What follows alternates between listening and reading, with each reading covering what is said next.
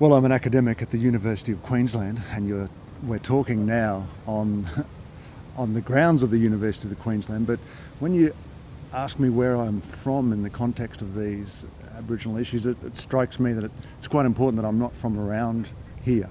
I was brought up in central Queensland, 600 or so kilometres north of here. And one of the striking things in retrospect about that upbringing is that there was something about that landscape, something about that place that brought me into being. In Aboriginal terms, Aboriginal people would say that land grew me up. And I had a series of experiences as a young boy, actually, that brought this home to me. You know, really strong senses of being in certain places and that people had been there before, and that at certain times that I got signals I felt that made me decidedly uncomfortable about being in certain places, and other times very welcome about being in certain places. So whenever I'm thinking about or working on Aboriginal issues, that's a kind of a backdrop for me. I know I identify as a white Australian. I in no way claim any kind of privileged or other kind of access to that reality, but both in growing up and throughout my adult life, and particularly as I started to work more intensely on Indigenous issues, I do feel in a way that there are Aboriginal forces that are lodged in the landscape that act on me and bring me into being in certain types of ways. And so I think that's an important context for who I am in this kind of work, you know. So one of the big problems that I've always thought was an undercurrent in contemporary liberal thought was just this belief in unbounded agency and the abstraction of people from natural contexts. Yeah. And as an academic, how have you grappled with that? Well, I really struggle with it, and I think you're exactly right about that. Part of the power of academic thought, of liberalism as a political system, is that process of abstraction allows travel and movement. I think this comes about through processes of exploration and colonisation and so on. But that process of abstraction is also a transcendentalising move which allows the state to claim authority in an abstract way over a territory without even really being connected with the people or the landscape and so on. And so somehow when I'm doing my academic work, I feel like I'm sitting between one system, a white European introduced system, which empowers me and actually calls upon me to act in that abstract way to do my work. And on the other hand, I feel myself drawn and held by and held accountable to Aboriginal modes of being and organising social and political life in this continent that demand of me to be much more grounded and connected, and, for instance, just at a prosaic level, to not go away, to not travel internationally to conferences and and build up one's reputation, one's academic reputation, and exert agency in that way, but instead to be connected to direct, immediate community needs and concerns here in the place where I stand and live and so on. I don't think I've navigated that particularly well. It's been an uncomfortable kind of compromise, and I've quite instrumentally just looked after myself quite a bit of the time. That's an Aboriginal trait in a sense. Well, to have a strong sense of one's autonomy, while also being aware of responsibilities, I think is yeah. And I think I actually studying and thinking about the Aboriginal political thought and modes of social organisation and doing some work with Aboriginal people has actually changed me, and it's turned me into a certain kind of person. So, I mean, liberalism, of course, got very strong commitments to individualism and autonomy, but I think Aboriginal people have a far stronger sense of personal autonomy than is normal in within liberalism and Western political culture and so on. And so I find myself merging these two things, Western individualism and Aboriginal autonomy, in the way I interact with institutions and other people and so on. So it's the contrast there, talking about individualism one of exercise versus, God, what's it called? Constraint versus exercise, positive, negative liberty, so autonomy. I don't think so, because I think the form of autonomy that you get, or I can't speak authoritatively about these things, but the form of autonomy, as I understand it, that operates in Aboriginal culture is one that is always contextualised. It's a social form of autonomy. Now, this of course seems paradoxical or just contradictory to our way of thinking and our logics of identity, excluded middle, and so on. But I think Aboriginal logic and way of thinking is able to operate in a much more subtle and interesting way on these things. The most interesting things in life are paradoxes in one way or another. And I think Aboriginal political philosophy, in a sense, has learnt of ways to inhabit the paradox of autonomy and relatedness. I think it's a mistake to draw this distinction between individualism and collectivism. That's a way of thinking about social and political life, I think, that comes out of Western logic and the idea of an excluded middle and so on. I think autonomy and relatedness is a much better way of casting it, because here you've got autonomy can be expressed as a kind of a social capacity. I can express my autonomy, but I'm always going to be accountable for it in some way, and it's others give me the opportunity to be autonomous, and I take responsibility for my autonomy in my relationships with them. And that lateral self-organising system is what enables some form of order, a form of order that settlers weren't able to recognise, but I think we're slowly learning to understand more about. So people talk about Aboriginal culture. Yeah. There were many, many different groups with totally contrasting identities and different traits and obviously different narratives. Are there any fundamental similarities that you could map across the continent in terms of Aboriginal society? Yeah, for sure, there are similarities, but you can't map them across the continent in the way we would like to approach these things today, I think. And I probably take issue with this idea that there were all these contrasting groups with different culture and so on. I think part of what goes on here is that there were many, many different cultural groupings, and people would readily identify neighbouring groupings as fundamentally different, at times alien from one's own grouping, but at the same time they're the same people that you trade with, that you marry with, that you engage in ceremony with and festivals with and so on. So, and I think part of what mediates here, so to sense, are what in everyday terms now is called songlines. So the pathways, practical trade routes, and also cultural and mythological trade routes, which allow people to relate to each other in ways that allow people to express similarity and difference. And to me, I think Aboriginal people are onto something here that is important, fundamentally important for humans generally, where we seem to need to all express our differences. Globalisation is not seeing a melding of differences. Even in online communities, you see the articulation of difference in different online sub-communities. So I think humans need to express sameness and difference. And Aboriginal people developed a political structure that recognised that and accommodated difference and sameness across the continent. So you can have David Mold-Jarley, for instance, does this map of Australia. You've probably seen it. So he has no problem in conceptualising Australia as one living, breathing whole that connects all Aboriginal people. But he would never claim to be able to speak for a neighbouring group of people. So I think that kind of accommodation is very insightful, actually. So what were some of the important cultural underpinnings which enable, for example, trade links to emerge across the continent? You get stuff from Victoria ending up Gulf and everything. Yeah, that's right. I mean, I'm hesitant to talk about those sort of things, to be honest. I'm not going to set myself up as an authority on Aboriginal political philosophy. I'm a bit of a commentator or have a bit of an interest in it.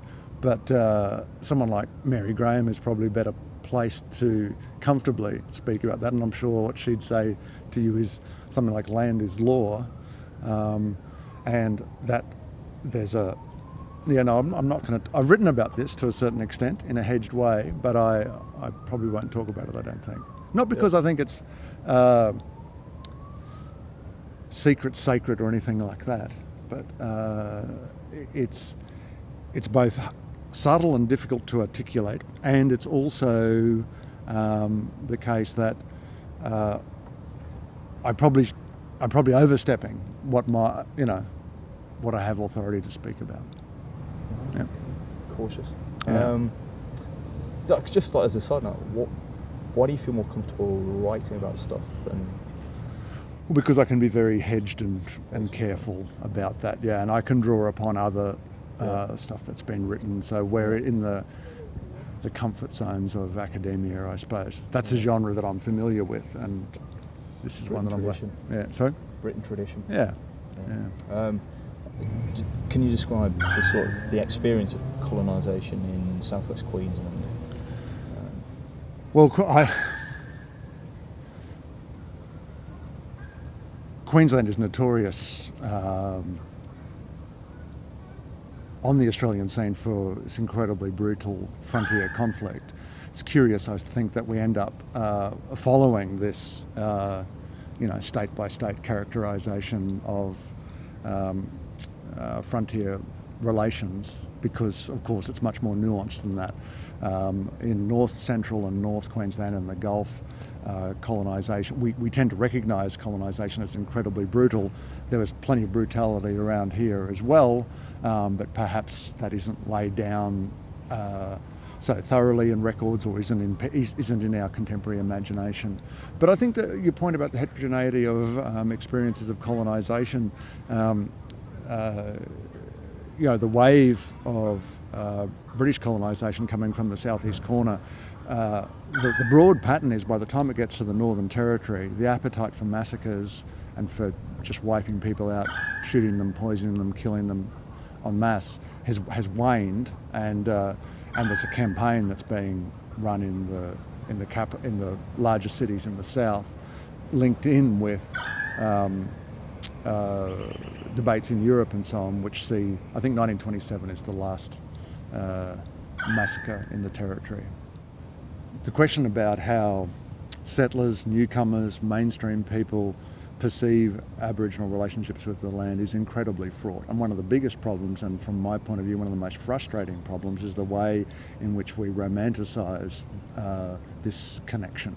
I think what's going on here often is it's about whitefellas themselves, dealing with their sense of dislocation in their own society and hearkening back to the idea of a golden age, some rural Arcadia left behind or whatever, and we just transpose that onto Aboriginal people. And this is another form of appropriating Aboriginality for our own ends, I think, and it's a very disturbing pattern. For me, it's just as disturbing as straight-out racism. It is a form of racism, in fact. But anyway, I don't know. Quite aside from the obvious issues around people living on Aboriginal land and the relations of inequality that arise there, I think there are new forms of appropriation that go on in a sort of an exchange around identity that's occurring at the moment. And part of what goes on here is white people, mainstream Australians, consuming Aboriginality to get a sense of belonging, a sense of fulfilment, a sense of spiritual connection to land. And of course, this follows the same sort of the patterns of New Age appropriation that we see the world over. But I think it's particularly telling when people are actually living and benefiting from being on Aboriginal land, and at the same time engaging in a further appropriation of their culture. I think one of the problems when we grapple with this relationship at the moment, the relationship between Aboriginal and settler people, is the tendency to essentialise both these categories and to not account for the variability of experience of both sets of people. And I think that's one problem. I think a second problem is we tend to take our ethical and moral sensibilities of the present and project them back into the past to be able to make a judgment call about what people did back then to make white Australians, settler Australians, feel good about themselves at the moment. If you're able to look back into the past and say, those people back then, they might be my ancestors, they may not be my ancestors, but in one way or another I'm distant from them, they were racist. They perpetrated the massacres, the poisonings, the stealing of land and so on. We are different now, we've moved on. I think this is a familiar kind of pattern in a way in which, in a contemporary sense, contemporary Australians try to differentiate themselves from that past. But of course, they were very different times, and I don't think we should be judging the behaviour of people 150 years ago by today's standards. And by the same token, there were the same struggles, the same issues that were at play back then. Some settlers were absolutely abhorred at how Aboriginal people were being treated, and worked with them and supported them and protected them and so on and so forth.